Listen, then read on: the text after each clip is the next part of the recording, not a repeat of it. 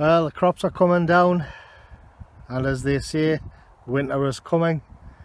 And to be honest, I'm quite glad to see it, because when you get the peak summer, I think it ends up being like a jungle, and you kind of get moved. It's kind of claustrophobic. You kind of go anywhere. When it's like this, the farmer doesn't really care too much if you have a bit of a wander across these fields, if you don't take the piss, like. So I thought I'd mark the occasion with a little video that autumn is arriving here, and the crops are coming back, and it's this symbolic thing of cutting the land back, cutting everything back. And you know, I see people wandering, they go jogging past this, and they go they're cycling past it, they're doing speed walks past it. They've got their ears plugged up to that MP3s and their phones. They're looking at their phones, and you just think that are they really actually here? I never used to notice this whole business with the passing of the seasons. When I was younger, the seasons would just come and go, even the years, but I would never really notice that much had changed unless I got caught in the rain or something like that. And I think that's the case for most people these days, if I'm honest. I think most people are, it's more like they're just passing through, because people will come to a place like this and it's always just passing through. But I mean, look at the shape of the hay bales there.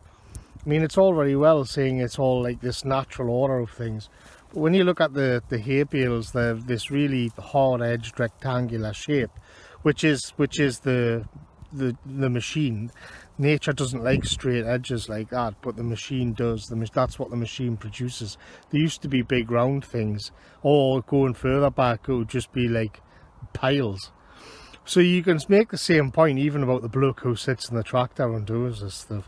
Is he actually present when he's doing this in the same way that man was years ago? And I think it's a case of technology, and the way technology removes us from actually, I mean, being with a capital B, and the same thing affects all of these people who just come sort of jogging past all of this stuff, completely oblivious to the changes that's taken place to the landscape.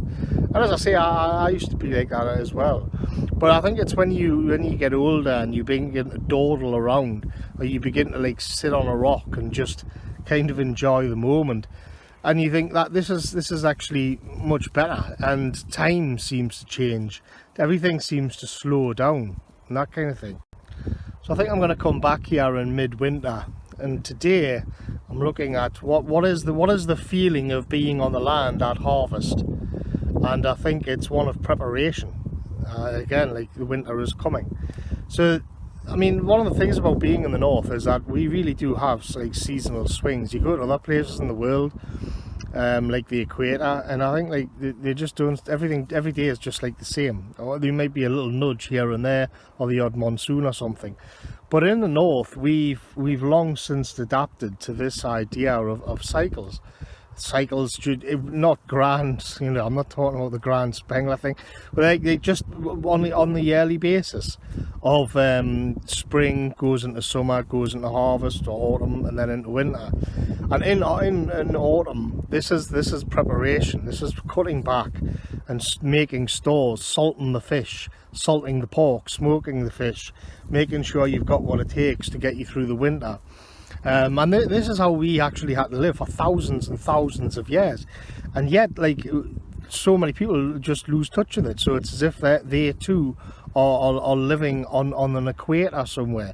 They too have, because of technology and having this like comfort blanket, having this disconnect, like the bloke in the tractor, even more controversially I would say, but certainly all of these lasses who go running past with to know what they listen to these days, Robbie Williams or whatever, in their earphones, and totally disconnected, and it's just a place to pass through, and it's a place to pass through regardless. The only difference the winter makes is that they've got to put a woolly jacket on. But what they're completely missing, in my view, is like the feeling of the land itself, and what it, like being there present at that particular moment on time.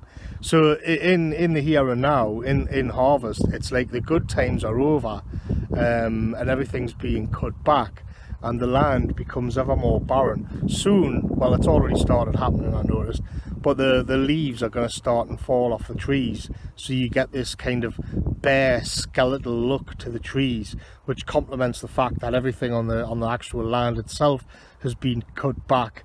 Even along the sides, you'll see that the weeds and everything die off.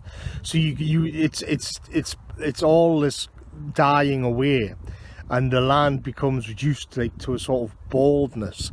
It's a barrenness and an emptiness to it, which I actually really like, because it's this open space. The air gets cleared out as well, because you're going to get more rain, you're going to get more wind, you're going to get the air is going to get a good filter put through it of everything, of the rain making all of the molecules and all the crap in the air go back down into the earth.